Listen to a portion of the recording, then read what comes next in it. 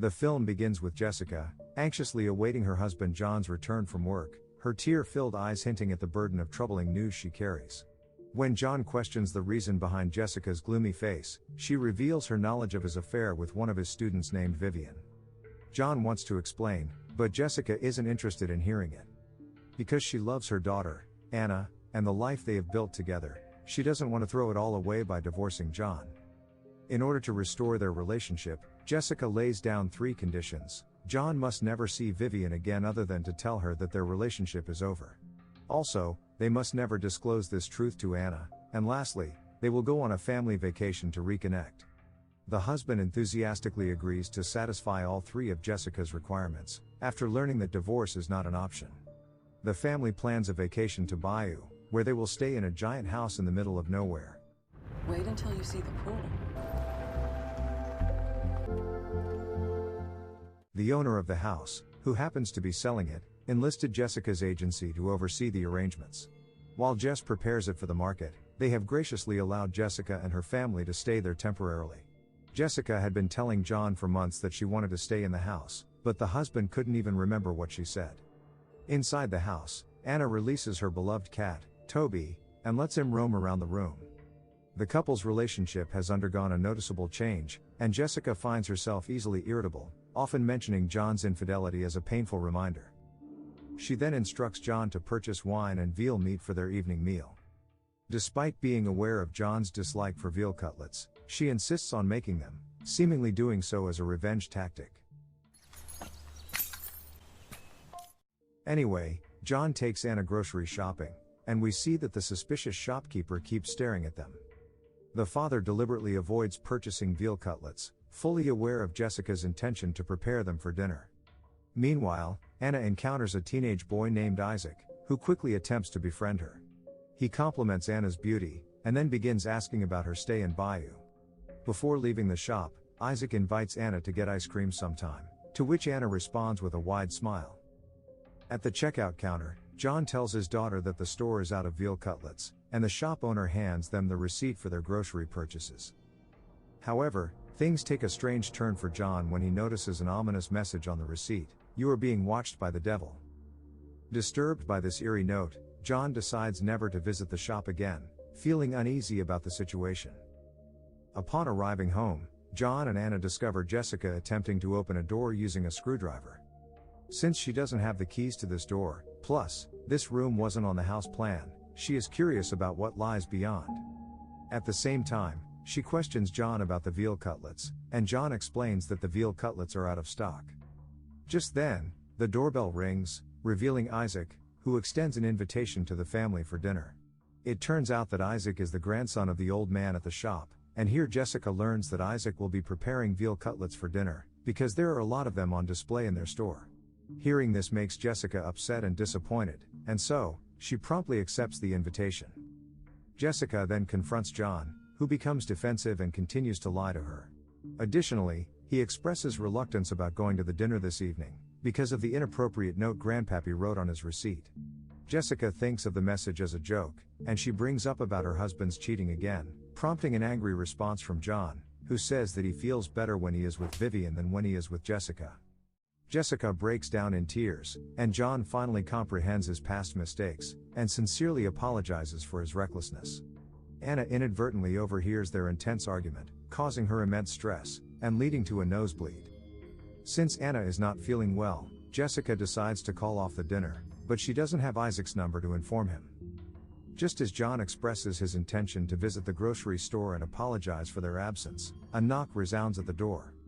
To their surprise, it's Isaac. He explains that their oven malfunctioned, which ruined their cooking plan, so the next best thing they thought was to bring the food to join the family for dinner. Unwillingly, the couple extends a hesitant welcome to Isaac and his grandpappy into their home, but John remains uneasy about his presence. Out of curiosity, he asks the old man about the message he wrote on the receipt. Grandpappy then tells John that the devil is watching us all the time, some of us invite them in, and he felt John needed to hear those words. Meanwhile, Isaac reveals that his parents passed away years ago from bone cancer, and since then, Grandpappy has raised him as his own. When Jessica asks about the true owner of the house they're staying in, Isaac reveals that they don't spend much time here, so he is unaware of the details. Jessica finds it somewhat peculiar because Isaac is the closest neighbor, and still knows nothing about the owner. As they gather to share the meal, Jessica continues to experience an eerie sensation in the presence of Isaac and Grandpappy. The atmosphere turns creepier as Isaac requests Jessica to light a candle, and what adds to the unease is that he knows exactly where the candles are. How did you know where the candles are? I guess cats aren't the only ones that can sense things. Jessica then gets some matches for Isaac, and then she and John have a serious talk about how they need to kick their guests out. However, when they return to the table, Anna excitedly tells them that Isaac lit the candle with his finger, which was a cool trick. Jessica tells Isaac that he and Grandpappy should leave immediately after dinner, but their request doesn't yield the expected response. Isaac is upset by how they are treated, and points out the vacant rooms in the house, suggesting they could stay overnight. Among these rooms, he even mentions the locked room Jessica had been trying to open earlier, but before John can inquire further about how he knew it, Anna's nose begins to bleed again. Feel good. Oh, get her. Hey, baby. Concerned for their daughter's well-being, the couple sternly orders Isaac to leave their house. However, Isaac's demeanor begins to reveal his true, unsettling nature. Adding to the escalating tension, they discover that Anna's cat has been locked inside the mysterious room, and Isaac possesses the only key to it. John attempts to snatch the key from Isaac, but their efforts prove futile. Unsettling noises emanate from the locked room, suggesting that Toby is under attack by an unknown entity. Faced with the puzzling situation, John commands Grandpappy to leave the house with his grandson, and here, Grandpappy cryptically responds that Isaac is not his grandson. The old man also suggests that a coyote may have entered the room with Toby, prompting John to once again request the key from Isaac, who this time tells him to look in his back pocket. He successfully acquires the key from Isaac, only to be consumed by anger as the key fails to unlock the door. When Isaac goes to the bathroom, Grandpappy tells them that he has something to talk about. The grandfather finally reveals that their intentions aren't for robbery. He cryptically remarks that lying, cheating and murder will open a door, with his gaze clearly directed at John. The old man discloses that Isaac isn't his biological grandchild, but rather an orphan who appeared one summer, walked out of the bayou, and ended up in his care. According to him, Isaac possesses a virtuous Christian spirit. Even though he has lived with Grandpappy for decades, he doesn't seem to age, which John claims doesn't make any sense. Since the old man has something more to tell the family about Isaac, he gets up to put some music so Isaac can't hear their talk, but unexpectedly, Are you telling me that you found out about us? I wasn't careful enough. a recording of John's final encounter with Vivian begins to play. The recording unveils the shocking truth that John disregarded Jessica's warning, and continued meeting Vivian, going as far as promising to divorce Jessica upon their return from vacation, so he could start his new life with Vivian. John's frustration mounts as he blames Grandpappy for intentionally exposing him in front of his daughter, but the old man thinks it's one of Isaac's magic tricks. Discovering the extent of her husband's deceit, Jessica decides to initiate divorce proceedings. Just as she prepares to leave with Anna, Isaac emerges from the bathroom, surprisingly holding Toby in his arms. Assessing the situation, John suddenly accuses Jessica of orchestrating a spiteful scheme to set him up with Isaac and Grandpappy's involvement. Jessica denies any knowledge of these men, insisting she has never seen them before in her life. Just then, the family's attention abruptly shifts as a coyote is seen outside the window, allowing Isaac to retrieve a hidden gun from under the table. With their lives hanging in the balance, the family unwillingly agrees to obey Isaac's commands, but first, they have to deal with his psycho self, who is videotaping himself with Jessica's camera for no reason. He hands the gun to Grandpappy, and escorts John outside for a private conversation. Both of them walk away from the house, and in the garden, something unexpected happens. This wasn't the deal we made. What the fuck are you doing in there? It is revealed that John has hired Isaac to murder Jessica. From the very beginning, John had orchestrated a scheme, aware of Jessica's desire to visit the house. He employed Isaac, a 21-year-old army man, intending to stage a robbery so that Jessica's death would look like an accident. However, the actions of Isaac and Grandpappy go beyond what John had paid for, and now he urges Isaac to speed up the job, but Isaac advises him to reconsider his choices. John remains resolute in his order for Isaac to shoot Jessica in the head, so John can build a new life with Vivian, while Isaac will receive $100,000. Meanwhile, Jessica proposes a deal to Grandpappy, suggesting that if he allows her and her daughter to escape, she will offer him everything she has as a reward. Anna says that they can't leave her father behind to die, and then Grandpappy replies that he can't betray Isaac. Before Jessica can persuade him, Isaac returns from the garden. Finally, Isaac discloses his plan to Jessica. After confining the family within the locked room, he intends to commit a robbery, stealing the money and the SUV. Before his departure, he will contact the authorities, pretending to be an informant to report the supposed theft. With Grandpappy clutching a gun, Jessica finds herself bound to follow Isaac's every command. The mysterious men escort the family to the locked room, directing John to enter first. Once again, their actions disrupt the plan, but John, unable to voice his objections, must place his trust in them. As John steps inside, Isaac promptly locks the door. Isaac, what are you doing? Let me out, Isaac. Isaac! Isaac! Open the door! Isaac then reveals a shocking truth about John's history of infidelity with numerous women, and advises Jessica not to forgive her husband's mistakes, and face the truth this time. As John pleads with Anna to disregard Isaac's words, the doorbell rings, prompting Jessica to check the visitor's identity, as per Isaac's instructions. The unexpected visitor turns out to be Vivian, who arrives after receiving a distressing message from John. Setting their differences aside, Jessica discloses the robbery situation, saying that Vivian was lured there by Isaac using John's phone. She urgently instructs Vivian to seek assistance at the nearest police station, and takes a mace from her for the future as a defense tool. As Jessica's delay raises suspicion, Isaac directs Grandpappy to take Anna and retrieve gasoline. John then threatens Isaac, warning of dire consequences for his betrayal, and so, Isaac instructs John to explore the closet and discover an escape route himself.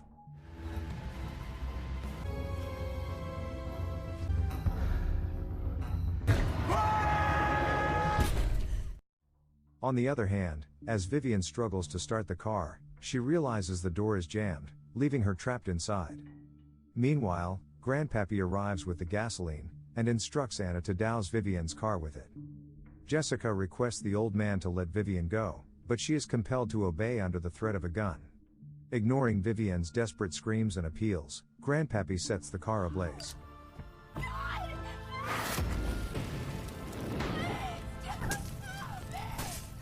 Jessica uses a hammer to deliver multiple fatal blows to Grandpappy's skull, bringing about his demise. She tries to rescue Vivian, but it is too late, as the fire has already engulfed the entire car. Since Isaac has all the keys, they can't use her car to escape.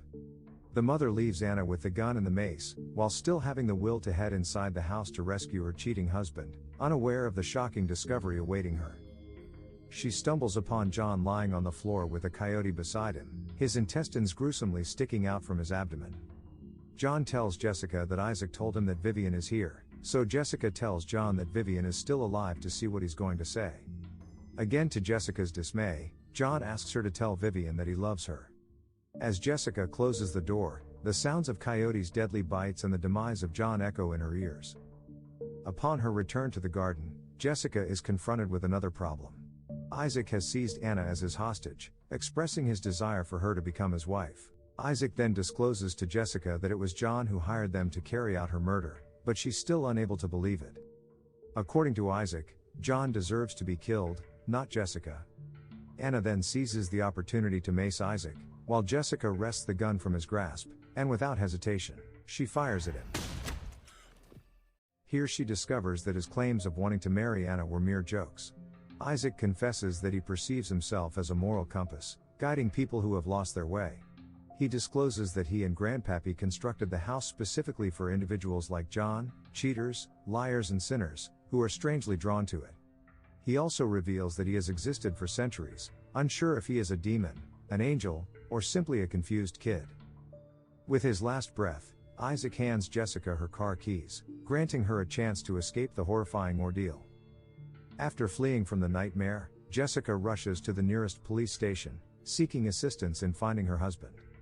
However, the police officer dismisses her explanation, labeling it as mere confusion since there is no record of a house matching her description. Jessica then gives the officer the address, and asks her to take her to the house, while she leaves Anna at the police station. The lady officer and Jessica visit the location of the house, but to Jessica's astonishment, there is no house there, and the land is empty. However, her wedding ring is still there, which she threw at John prior that night. Faced with no evidence to support her claims, Jessica reluctantly decides to return. On their way back, the lady officer says Jessica is not the first person to come to her with a crazy story about a house. She then urges Jessica to open the glove compartment, where she discovers the same camera from the house. As she plays the recorded video, she is utterly shocked to hear Isaac's voice declaring that he is right behind her, confirming that they are still alive.